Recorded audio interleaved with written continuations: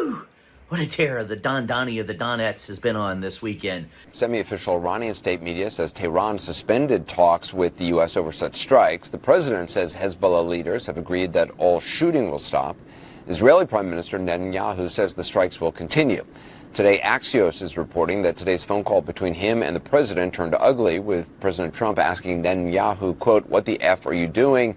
And, quote, "Everybody hates you now. Everybody hates Israel because of this."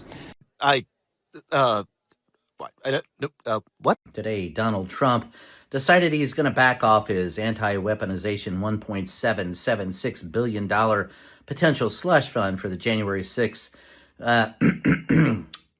insurrectionists after some rare pushback from Republicans, who, after all, were threatened on that day, along with Democrats. Jason, no other president was shameless enough in the modern era to pardon seditionists. And Right. J.D. Vance said they wouldn't. And you could take him at his word that he hoped they wouldn't, because it was such a bad thing. And in the long run, very unpopular, very politically opposed. Military households, cop households don't look kindly on it. And the shamelessness allowed him to do that, to Tim's point. And yet here, he's overstepping in a way that still requires government action. It's not a unitary pardon power. Meanwhile, Pete Hegseth, little Pete Hegseth, remember Pete Petey and the Petey Gazette?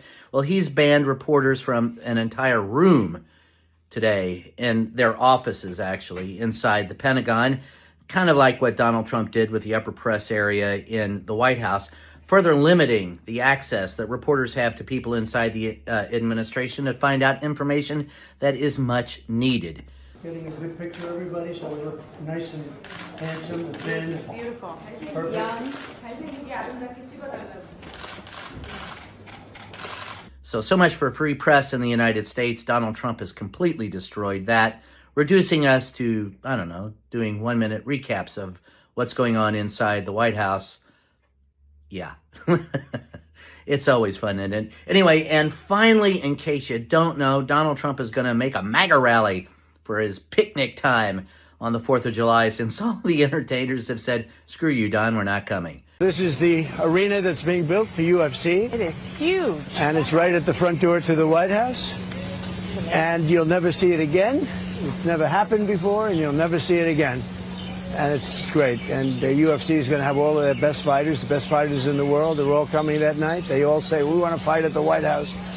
And Dana's an amazing man. He's done an amazing job. He's put together something that this would be the highest rated event, maybe one of them ever in sports. Okay, what the? That's right, he's been on Truth Social posting every 10 minutes, it seems like. In fact, he posted a thing praising his administration for jailing people who steal toothpaste. Also bragging about jailing people who steal groceries.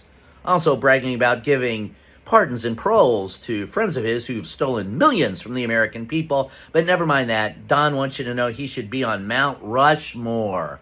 No! God, please, no! No!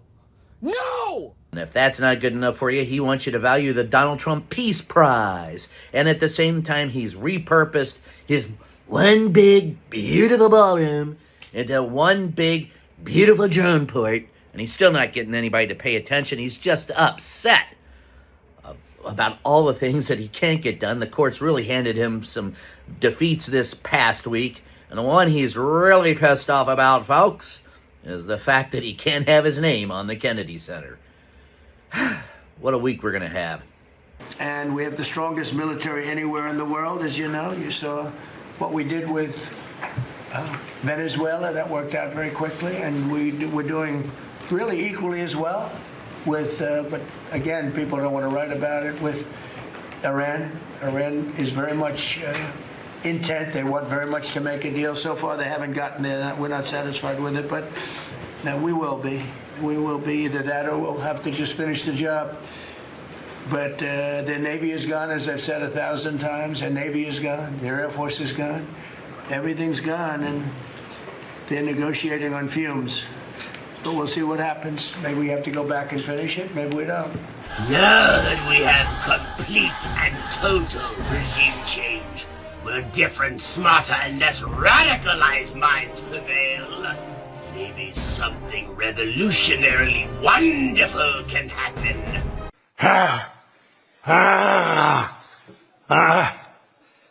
Ah.